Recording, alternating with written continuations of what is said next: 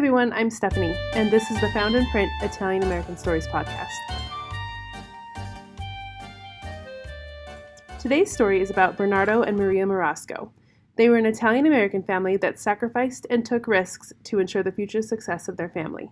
So let's go ahead and get into the early life of Maria and Bernardo. Maria was born Maria Giuseppa Serra, and she was born on June 26, 1888 in a small Italian village in the region of Calabria. Maria's parents were Paolo and Carolina Serra. Maria met Bernardo Marasco when she was very young, and it didn't take long before they were married. Maria was said to be very beautiful, with dark eyes and dark hair. Bernardo was a handsome man who was lean with a black mustache. Bernardo was also born in the same village, and his parents were Ferdinando and Angelina Marasco. When Bernardo and Maria were married, Bernardo's parents gave the couple a small tract of land to farm and call their own. They still lived in Italy at this time. Most people who lived in the village worked in the fields, but some of them ran their own businesses like bakers, blacksmiths, seamstresses, things like that. Bernardo and Maria did seem to struggle in the early years of their marriage, not necessarily in the marriage itself, but more financially. One day, Bernardo came home from the village piazza and told Maria that all the men were talking about leaving and going to America, and he told her that he was thinking about it too. He told Maria that he works hard all day and they are still not getting ahead, but in America, he was sure that he could find a steady job that pays well. Even though Maria was saddened by the thought of her husband leaving and going to America, they came up with a tentative plan for the future. Maria's sadness was most likely heightened because she was pregnant with their first child at this time. The plan was for Bernardo to go to America, work for a while, save money, and then come back to Italy and build them a home. So Maria gave Bernardo the small amount of money that she had saved so that he could get to Napoli, where he could catch a steamship to America. Maria only had enough money, though, to get him to Napoli, and the rest of the money for the steamship to get him to America, they had to borrow from her father. Her father, Paolo, he was already in America, and he was working for the railroad in Utah, and he did agree to send the money, but he insisted that they needed to pay him back as soon as possible because he had already helped them out by giving them the land, and he wanted to ensure that he had enough for his children in the future when they got married, that he could help them out as well. Maria and Bernardo, of course, agreed to this, and Bernardo soon left Italy for America. Once Bernardo reached America, he met up with Paolo and began working on the railroad as well. Bernardo was a little defeated, I guess you could say, when he first got to America because it wasn't necessarily the dreamland that he thought that it would be. He kind of just thought that he would instantly get a really good job where he didn't have to work as hard as he did in Italy and make more money, but that wasn't the case. He didn't speak any English, and so that was a barrier that kind of forced him into working more of the smaller manual jobs that didn't pay as well and that nobody else wanted. But Bernardo, who started going by Ben in America at this time, didn't let that get him down. He was young, he was strong, and he was motivated to make a better life for his family, so he kept working hard every day and saving his money. Now, back in Italy, Maria gave birth to their firstborn child. They had a son, and they named him Ferdinando, and they named him after Bernardo's father. Bernardo wanted to go back to Italy to see his son, but he had just paid his father-in-law back for his voyage to America, and would need to save a little bit more money and work a little longer to get back to Italy. Bernardo and Maria would consistently write letters to each other. He would tell her all about his job in America, and Maria would describe their baby boy to him, the happenings in the village, and who left for America. Maria told him how Giuseppe, the local baker, was also leaving to go to America. And so she actually kind of took over his position and she began working at the bakery. Now, Bernardo wasn't exactly thrilled about this because he was really worried about who was taking care of their son. But Maria assured him that he was being well taken care of by her mother. In one letter, she told Bernardo that she came home to find her mother and their son asleep in the bed. And her mother was holding her son so tight that it reminded Maria of the Madonna and the Child. Bernardo's father also came by to play with their son every once in a while, and he would even watch him and take care of him from time to time. Maria kept busy in Italy working at the bakery and spending time with their son. She enjoyed taking him to the river and searching for pretty rocks. She would tell their son that someday his father would come back and build them a home right there by the river. And this eventually did come true, because after a few years of working in America, Bernardo returned to Italy and built them a 2-story home that had bright, beautiful windows, a nice balcony, and a wonderful view of the river and the meadows. I'll post a photo of their home on the Instagram page. It's a really cool looking house. While they enjoyed this home for a few years, the lack of work in Italy started to take a toll on the family.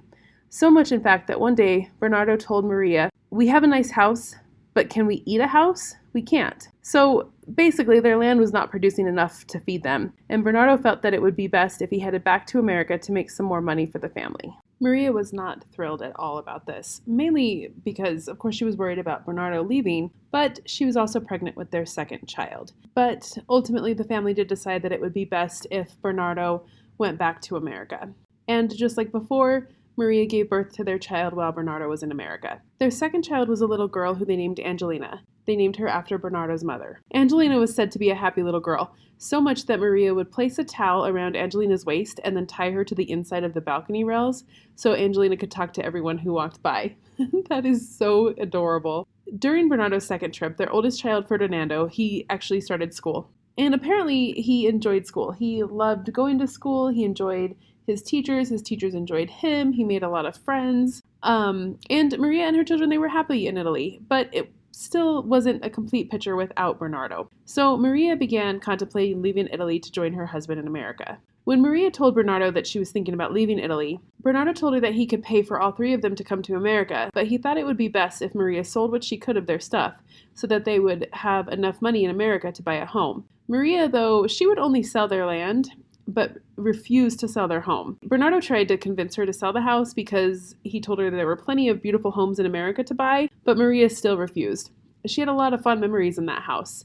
Her and the kids spent a lot of time there together. And apparently, when Maria was getting ready to leave, she would walk from room to room crying over the furniture and the fixtures. But she overcame this when her mother promised she would take good care of the house for her. So in 1914, Maria, Ferdinando, and Angelina left Italy and headed to America to be with Bernardo. They arrived in America in December of 1914. Their ride over to America was not a good one, like most Italians who came over to America from Italy. Maria described it as being basically miserable. She said it was crowded and was horrible, dirty conditions. After 2 weeks, they arrived at Ellis Island, and Maria crossed herself and made the sign of the cross on her children's foreheads. She also thanked God that they made it to America safely. Bernardo was waiting for them in the New York harbor, and the family, once they were reunited, boarded a train and headed west. The kids were so excited to be on a train, to see their father, and when they finally reached the little small town in Utah, they were so happy to get off the train. Bernardo, he was living in a railroad camp before his family came, but when they decided that the family would come, he actually rented a room in town. On the train ride to Utah, Bernardo tried explaining the town and living conditions to Maria, but I don't think she really understood what it was like because she was a bit shocked when they arrived. Maria and the kids were definitely not used to the conditions of their new home. They were in a small room that had only one table, a dirt floor, no electricity, and no plumbing. But Maria, being a resilient woman and a good wife, didn't want to complain, and instead, one of the first things that she did was she went outside to make a broom so that she could start cleaning. And she made the broom by going out and finding sagebrush and tying them together to, I don't know, she must have found some sort of a lawn stick or pole, and that was how she made her broom. And of course, she went to work right away trying to make it feel more like a home. One of Maria's biggest concerns when her and the kids moved to America was making sure that the kids didn't miss any school. She wanted to keep up with their schooling. And because of this, Maria found a school in the next town over and enrolled the kids as soon as she could. One of the first things that the kids experienced in school was the Americanizing of their names. Ferdinando became Fred, and Angelina became Anne. And just so everyone knows, in the rest of this story, in the rest of this episode, I guess, I will continue to call them by their real names, Ferdinando and Angelina. On their first day of school, Maria dressed them in their best clothing. Ferdinando wore a nice suit, and Angelina had on a pretty white flannel dress. The kids, unfortunately, they did struggle in school when they first got to America. Just like their parents, they spoke no English, and they were called names like Dagos and Wops. And the two kids were continuously ridiculed and would come home in tears every day. I'm not going to lie, this made me tear up a little, especially thinking of the two kids dressed up in their cute little outfits, and they're probably so excited to be in America and go to school, and then, unfortunately, things like that happen. It did get so bad, though, that one day some kids threw little Angelina into a canal. Luckily, though, some adults were nearby and they saw this happen and were able to get her out of the canal. And this is pretty scary because the canals, they can have some really bad undercurrents. And those undercurrents can drag humans, dogs, whatever gets in there under the water, and it can be really hard to get back up to the surface. And unfortunately, a lot of people drown and die this way. So thank goodness those adults were there to help pull Angelina out of the water. And Ferdinando, he had some pretty bad luck too. He didn't come home from school one day because apparently some kids had tied him to a tree. And this was the last straw for Maria. She talked to the school and the parents, told the school basically how upset she was, but I'm not really sure how these conversations went or what came of them. Hopefully the tormenting stopped. Bernardo and Maria wanted to try and make life easier for the kids and decided maybe they should rent a small house in the town instead of just a room. But sadly, no one would rent to them. Moments like this made Maria second-guess her decision to move to America, but she refused to give in and she refused to be defeated. And Bernardo, he actually felt the same way. They were determined to make their lives in America a successful one. A little while later, the family decided that they would move out of Utah and go to Grand Junction, Colorado. And they wanted to go there in hopes that a town with more amenities and a larger population would make life for them a little easier. Just a quick personal story here. I was actually born and raised in Grand Junction, Colorado. Now, I kind of hate to admit this, but I never really knew that the mid-sized town I grew up in had a little Italy back in the day.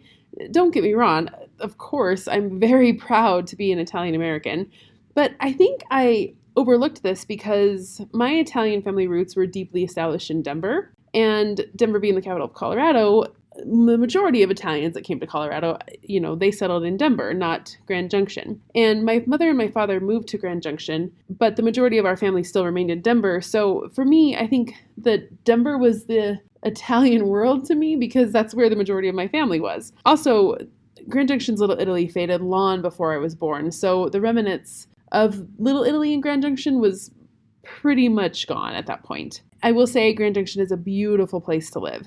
It is also referred to as the Grand Valley because it's surrounded by mountains and has beautiful views wherever you look. Grand Junction is about 4 hours west of Denver and less than 100 miles from the Utah border. Many immigrants, they were drawn to western Colorado and eastern Utah due to the promises of plentiful jobs like working on the railroad, digging canals, and working in the thriving fruit industry. And Grand Junction quickly grew because of the presence of the railroad and the ability to ship goods out of Grand Junction via the railroad. Because of Grand Junction's success, immigrant families like the Marascos were able to easily settle in the area. They were able to find and maintain work, buy a home, and not have to travel across the country or to different towns for work because there was plenty of work in Grand Junction at that time.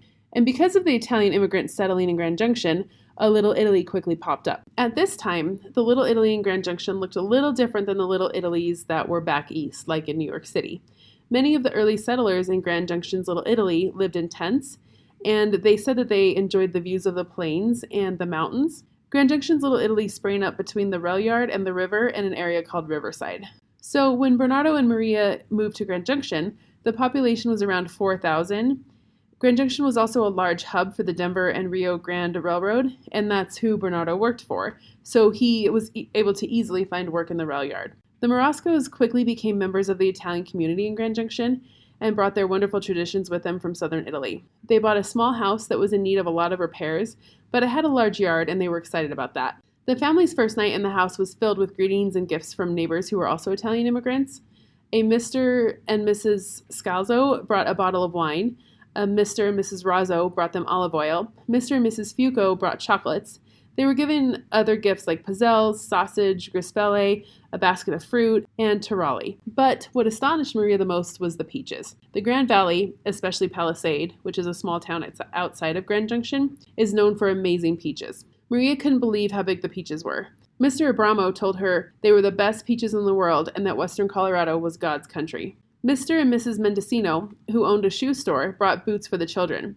Mr. Mendocino explained to Maria and Bernardo how children out here in the West wore boots and not shoes. Then he told the children all about cowboys and Indians. Maria's heart was happy once again, and she felt like she was back in her village in Italy. But after living in Grand Junction a while, Bernardo's wages were cut in half due to a strike, and Maria started worrying about how they would pay their mortgage or buy food and clothes for the kids. One night, Maria couldn't sleep, so she got up and went to their kitchen table to think about how she could help with their financial situation. Angelina heard her in the kitchen and got up to check on her mother. Angelina knew her mother was worried about something. And even though Angelina was young, she and Maria had always been close and talked about many things. But that night, Maria didn't talk to Angelina about their financial situation. She didn't want to worry her. After she sent Angelina back to bed, it suddenly dawned on her how she could help the family. She decided that she would get back into the baking business and bake bread. Remember, she worked at a bakery in Italy. So Bernardo, he built her a brick oven in their backyard, and she began to bake bread. Her bread was so good it was sold to every family in the neighborhood. Her bread making eventually eased their financial worries, and they began living a little more comfortably. They also began making small improvements to their home. Bernardo painted the inside of the house, and Maria painted flowers in the front yard to make the house feel brighter. They built a chicken coop, planted a vegetable garden, and even had a goat named Billy for milk. Soon Maria was expecting their third child. It was a much harder pregnancy than her last two were, but she kept up with the household chores and was able to even help her father, who would come to their house every weekend to stay with them. Maria would do his laundry and cook for him as well. On March 5th, 1917, Maria gave birth to a son who they named Paulo after her father. Grandpa Paulo got to spend a little bit of time with his grandson before he went back to live the rest of his life in Italy. He bought a chestnut grove and went back to doing what he loved, which was working the land. But while Maria's father went back to Italy, her brother, Peppino, came to America. He made his way out west to where his sister was. He was a talented tailor and a great artist, but he suffered from some health issues. He had stomach issues and could only eat certain foods. Maria took really good care of him and would try so hard to find foods that he could eat. Peppino eventually co-owned a store called Sarah Landry, which was a fine men's clothing store in Grand Junction. The family really seemed to love Peppino. In the mornings before school, Ferdinando would go to his uncle's shop and start the iron stove so it would be warm for him when he got to work, and Angelina would help her mother clean and iron Peppino's clothes so he could look really good for his business. On July 10th, 1920, Maria gave birth to another son, who they named Amerigo. Unfortunately, though, he passed away 7 days later. Maria was said to be extremely stoic and quiet after he passed away, and really this only broke once they laid him to rest, and when they were leaving the cemetery, Maria finally broke down and let her grief be shown. And it took Maria a really long time to come around after the funeral. She was withdrawn and even stopped baking bread after a while. But little Angelina had her mom's back, and she picked up all the extra chores. She even took care of baby Paulo. Maria eventually started coming around, and in May of 1922, she gave birth to another baby boy. They named him Roland, after a Dr. Roland Rosso who lived in the area. Bernardo and Maria loved their children very much and wanted to see them succeed in life, and not go through the same struggles that they did. Because of this, Maria was very serious about the children's education. She really did not want them to be laborers or work physical jobs. Maria also thought that it was very important for them to be good citizens and contribute to society in a positive way. She thought that with all of this combined, and with just living in America, they were bound to be successful no matter what. The family made a pact together that they would all work hard to ensure the success of the family. So the years went by and the family worked on their pact, and by the time the oldest, Ferdinando, was in high school, he was ready to start working as well. A new store opened up in Grand Junction called the Fair Store, and Ferdinando decided that he would apply for a summer job there. He dressed in his fanciest clothes and headed to the store, but unfortunately he was refused an application because he was Italian. That was a sad reality of the time, and I feel like that store, they probably missed out on one of the best workers they could have ever had. Ferdinando did find work though. He found work in construction, and his job was basically to carry heavy loads of construction debris on his shoulders all day. And when he came home, Maria would take really good care of him. She would put cold packs on his shoulders, and she would worry about the calluses that were developing on his hands. And one day, Ferdinando told her that he thought she would have made a great nurse. I think about this about my own mother too. Italian moms are definitely the best. Maria knew that Ferdinando's construction job was only temporary, and she always wanted Ferdinando to think about the future. She would ask him what he wanted to do after high school, and he said he wanted to be a doctor. He was worried that being a doctor was out of his reach though.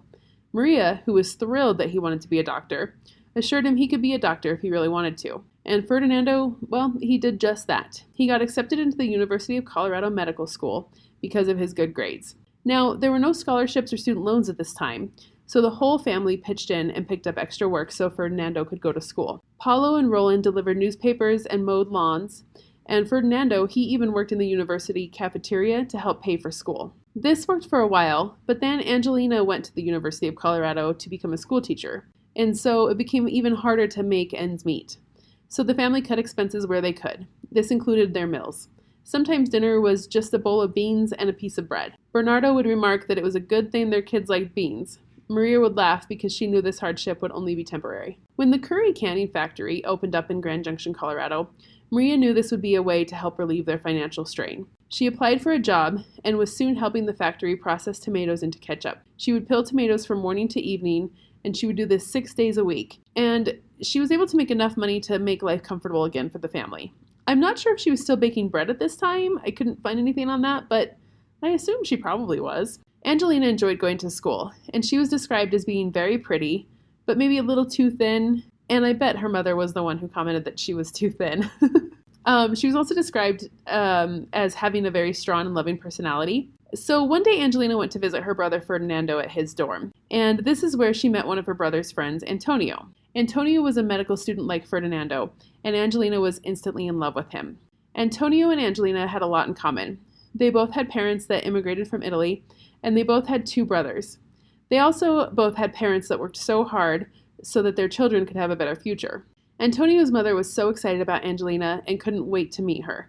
She was so thrilled that her son found a nice Italian girl. Angelina's mother, on the other hand, she was not very excited about Antonio. Maria was counting on Angelina to come back home and help her pay for her 2 younger brothers' education.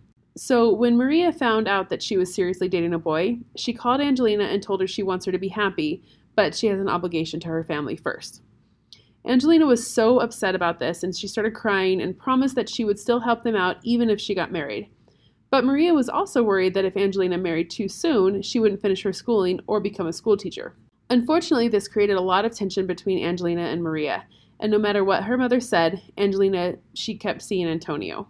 So when Maria found out that she was still seeing Antonio, she wrote to Ferdinando and asked him to help out and try to break the couple up. Ferdinando wasn't really up to this, and he told his mother that he thought they made a great couple. But eventually he did give in to his mother and sat the couple down and somehow convinced them to break up. Angelina went on to graduate with a degree in foreign languages and eventually moved back to Grand Junction, where she taught Latin, Spanish, and French at Grand Junction High School. But Angelina was never the same after her breakup with Antonio, and Maria ended up regretting how she interfered with Angelina's relationship.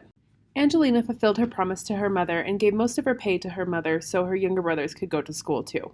The younger boys were growing up and starting to think about their future. Paulo graduated high school and was accepted to medical school at St. Louis University. Roland was working at a local theater while he finished high school. Ferdinando started interning at a hospital in San Francisco, and this is where he met his future wife, Marian. Once again, Maria was not very happy about this relationship either. She told him that she was worried because he was just starting his career and was finally able to help the 2 younger brothers go to college. She wanted Ferdinando to wait until he was done with college to marry. And he did promise to wait, but he didn't really keep this promise because he secretly married Marian. He most likely remembered what happened to Angelina and didn't want to go down that road. But poor Ferdinando, he had a lot of trouble making the women in his life happy. His wife was always upset because he still sent money back home. And of course, his mother was upset because he ended up marrying. Now, Paulo was also in a relationship as well. And you guessed it, Maria was not happy about that one either. She wanted Paulo to wait until he graduated to get married. But like Ferdinando, he got married anyways. Maria told Bernardo that she couldn't believe that 2 of her sons were married. And Bernardo would remark that that's just the way it is in America, which I kind of find funny because they were married really young, but I know that that's a different time and they were in a different country, but it's just kind of funny that she is so upset that her sons are getting married. Eventually, their last child, Roland, graduated from high school, and he was also accepted into medical school. He joined Paulo at St. Louis University. Roland got accepted into a program where his tuition and books were paid for, and the family only had to pay for room and board, so this was quite the relief for the whole family. After all the kids were out of the house, except Angelina, she still lived with her parents, Bernardo and Maria decided to buy a new home. Angelina was excited to move to what she thought was a nicer area of town. The new house was a definite improvement from their old home. Just like before, Maria became sad over leaving their home. She would walk through the house and admire all the improvements they had made over the years. She started reminiscing of all the memories the family had at the home and became even sadder when she thought about how she would have to leave all of her wonderful neighbors. But she ultimately agreed that moving to a new home would be for the best. They moved to a house on Colorado Avenue. The house was on a corner lot, it had a rose garden in the front yard, and enough room in the backyard for Bernardo's garden. The house had 4 bedrooms, a large kitchen, and a nice parlor. Angelina surprised her parents by buying them a new sofa and a new kitchen table for the house. Maria made new friends in the new neighborhood, but she always missed the men and women who made her feel so welcome when they first moved to Grand Junction. And Maria would call her friends in the old neighborhood frequently to reminisce about the days past. Bernardo was settling into the new home as well. He spent the majority of his time in the backyard planting his garden. He planted grapevines, green beans, and snap peas. His garden produced so much that he had to give away vegetables to their neighbors. Their neighbors told him that his garden was so magnificent it should be in the Better Homes and Gardens magazine. Maria would take care of the home and the rose garden, and to bring in extra money, she sometimes took in boarders. Angelina hated this. She told her mother that she has worked hard enough and doesn't need to take in strangers. But Maria wanted Angelina to start saving her own money because she had helped them out so much. And one day, a handsome young man ended up boarding at the house, and he immediately liked Angelina. He told Angelina that he was born and raised on a farm in Oklahoma. He also told her that he had 3 kids from a previous marriage. Angelina liked him, but she wouldn't quite commit to anything with him, so they kind of dated off and on for a while. Apparently, Angelina worked really hard at teaching him manners, how to sit at a table and eat properly, how to speak properly. I thought that was kind of funny. Maria actually encouraged this relationship because she didn't want her daughter to be alone. Once Maria had settled into the house, she realized the house was perfect and she really felt accomplished in America. So she sat down one day at the new kitchen table and wrote a letter to her mother, who was still in Italy. She told her mother that she felt so blessed to be where she was in her life. And even though they had struggled at times, she was truly happy. She ended the letter with, "May God bless America." Sadly, though, this letter never reached her mother because right when Maria was getting ready to mail the letter, all communication between America and Europe ceased. World War II had begun. Many young men in Grand Junction were quickly being drafted, and Ferdinando was the first of Bernardo and Maria's children to be drafted. He was in the Air Force for 3 years. While he was in the European theater, he was wounded pretty badly in England. Paulo also served and was shipped over to France. He was a captain in the army. Roland was never drafted in World War II, but he did become the doctor of Palisade when the local doctor of Palisade died. So while Roland was not drafted in World War II, he did end up serving in the Korean War, and he was in the Navy. When Roland got back from Korea, he met a young woman named Rachel who was from Italy. After they dated for a short time, they got married. Bernardo and Maria were so proud of all of their sons for serving in the military, but were even more grateful that they all came back home alive. Angelina did end up marrying the man from Oklahoma. His name was Al Cornelison, and they married in 1948. She wore a 2-piece blue suit and had a bouquet of red roses and white stephanotis bells. She was apparently a wonderful mother to his 3 children and helped raise them. Al ended up starting the Grand Junction Steel Fabricating Company, and they lived out their lives in Grand Junction. Angelina passed away on September 15, 1999, at the age of 88. Ferdinando, his wife, and their son Joseph lived their life in San Francisco. Ferdinando had a medical practice in North Beach, which was basically the Little Italy of San Francisco. Paulo and his wife Violet lived their lives in Grand Junction. Paulo had a successful medical practice for a while, but retired early and invented the Cool Mist humidifier and the disposable surgical mask. Paulo passed away on June 23, 1994, at the age of 78. Roland, his wife Rachel, a daughter Mary Jo, and another daughter Emily, and a son Bernie settled in Grand Junction too. Roland had a successful surgical practice. Once he retired, he dedicated his life to missionary work. He volunteered as a doctor in many third world countries, and when he returned to Grand Junction, in his later years, he continued volunteering his services. Roland passed away in October of 2002 at the age of 80. Bernardo and Maria both lived to the age of 81. Maria passed away in 1969, and Bernardo passed away in 1964. They lived in their home until they passed away. Bernardo continued to garden and picked up a new hobby of making wine. Maria still cared for the rose garden. She would also can fruits and vegetables. In her later years, when she had trouble moving around, she made baby quilts and sweaters. Both Bernardo and Maria were the pillars of their families. They took a risk and came to a new country where life was not always easy or kind to them. But nevertheless, they persevered because they could see that future generations would thrive based off of their struggles and willingness to sacrifice for the love of family. Well, I hope you enjoyed listening to the story of the Marasco family, and I hope you come back to listen to more stories about Italian Americans. See you next time.